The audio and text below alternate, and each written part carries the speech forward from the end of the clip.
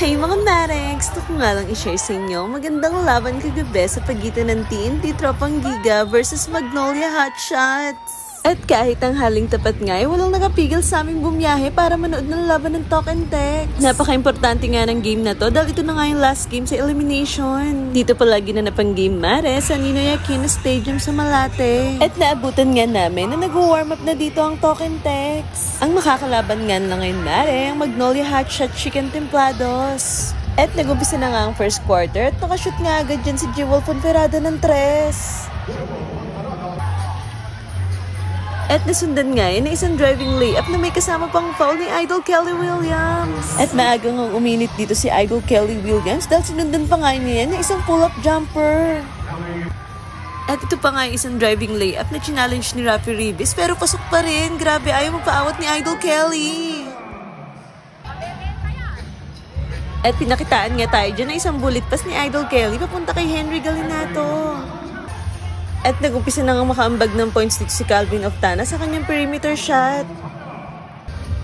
Pero agad naman itong binawi ni Baroka sa kanyang wrong foot teardrop. At natapos nga ang first quarter sa isang low scoring points. Sa score na 16-14 lamang nga ng dalawang TNT.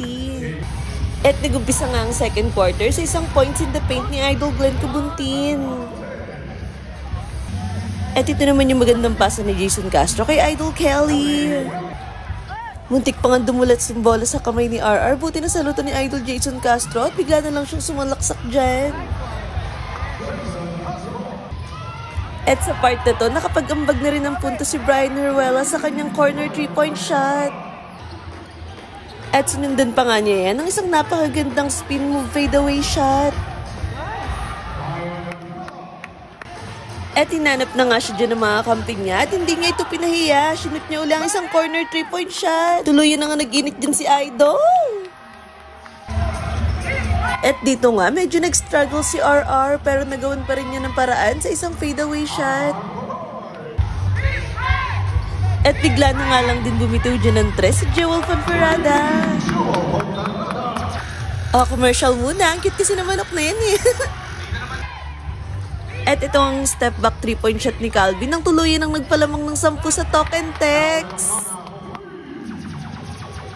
At grabe nga rin ito naging banggaan ni Oftana tsaka ni Abueva. Dahil yung ulo nga ni Oftana yung tumama sa katawan ni Abueva. Gantong-ganto rin yung naging injury ni RHJ nung game nila sa ESL.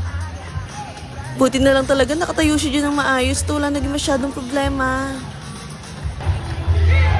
At ito naman yung magandang kick-out pass ni Idol Kelly Williams na nag-aapoy na kamay ni Brian Heruela. At natapos nga ang second quarter sa score na 47-36 lamang na nga ng 11 ng Talk and Text. At shoutout nga dito kay Kuya dahil nakilala niya ako, nagka-picture sa akin. Sikat ng mare nyo, charot! Oy, MM lang yun ah. At thank you rin dito sa friend ko na may pahabol pang regalo para sa birthday ko. At nag-umpisa na nga ang third quarter sa isang smooth 3-point shot ni Idol Kelly Williams. At talaga naman napaka-consistent ng galaw dito ni Idol Kelly. Hindi talaga siya mapigilan kapag siya na yung gumalaw.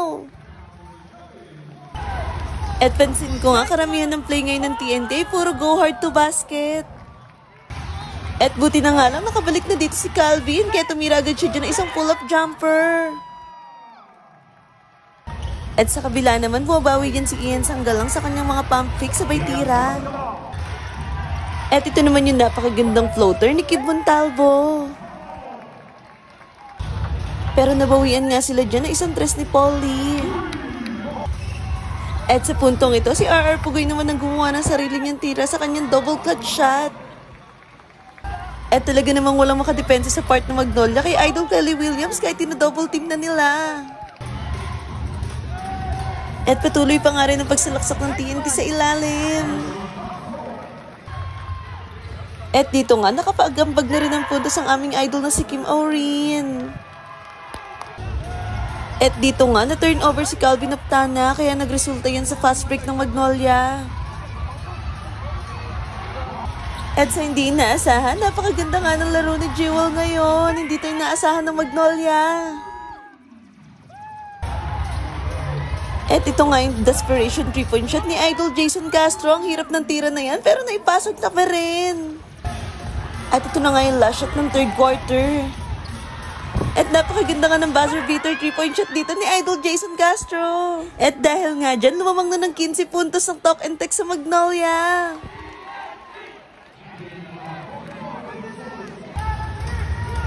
At nag-umpisa na nga ang fourth quarter at naka-foul counted nga dito si Calvin Abueva. At dito nga, sinukat ni Calvin Optana ang depensa ni Aris Dionisio at bigla niyang tinirahan sa tres. At hindi pa rin nga natatapos si Brian Aruela pumuntos dito sa kanyang driving layup.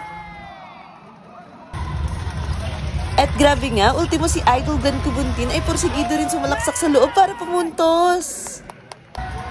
At kitang-kita nyo naman na talagang dinomina na ng Talk and Text ang pagpasok sa ilalim. Hindi sila mapigilan dyan. At last 2 minutes na nga lang natitira sa fourth quarter at biglang pumukol ng tres dyan si Aris Dionisio. At 7 points na nga lang ang lamang ng Talk and Text dyan. Buti na nga lang nastilan nila dito ang Magnolia. At sinubukan nga ni Aruela na mag-pass break points dyan kaso sinubayan siya ng dalawa. Buti na lang kasabay niya dyan tumakbo si Calvin kaya na-putback niya yung miss layup ni Aruela. At ito nga yung high IQ play ni Baroka na pinatama niya sa likod ni Optana nung inbound. Kaya na-shoot niya yun dyan. At 45 seconds na nga lang natitira sa fourth quarter. Buti na lang nakashoot dyan si Idol Jason Castro kaya naging 7 na ang kalamangan ng Talk and Text. At talaga namang hindi basta-basta sumusuko dito si Mark Baroka. Grabe, puso kong puso. At dahil wala na nga oras, kaya in-intentional foul ng lang Talk and Text, kaya nag-free throw dyan si RR Pugoy. Kaso isa lang sa dalawang free throw niya yung pumasok. At pinipilit pa nga rin ni Mark Baroka na makahabol dyan, kaya naka 3 points pa siya dyan. At sa part nga na to, aksidenteng nadaganan ni Polly si Jason Castro. At naitukod nga ni Jason Castro yung kamay niya sa floor, kaya possible na ma-injured pa yung wrist niya dyan. Makikita natin dito na talagang iniinda niya yung sakit. Pero kailangan niya pang ma-shoot yung free throw dito para ma-secure ang panalo. Kaso nga lang dahil sa nararamdaman niya sa kamay niya, hindi niya na-shoot yung dalawang free throw. Pero sumablay na nga dito yung 3-point attempt ng Magnolia. Kaya natapos ang fourth quarter sa score na 98-93, panalo nga ang TNT. Congrats TNT! Dahil sa pagkapanalo nyo, maganda ang kinalagyan nating spot sa playoffs. Pero kudos pa rin sa Magnolia dahil binigyan nila ng magandang laban ng TNT. Kaya sobrang happy namin mga diehard fan ng TNT dito. Kahit sobrang layo ng venue, nakasupport talaga kami. At ang naging best player of the game nga ay si Jason Castro na nagtala ng 18 points, 4 rebounds at 7 assists. At 5 nga rin sa ating mga Talk and Text player nagtala ng double digit.